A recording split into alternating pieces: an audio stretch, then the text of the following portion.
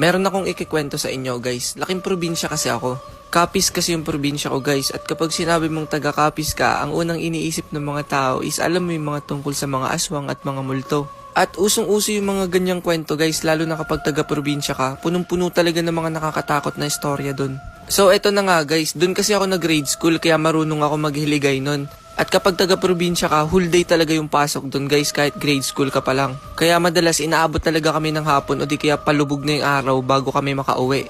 Dati pa yung mga kwento dun guys na marami daw talaga nagpapakitang multo dun.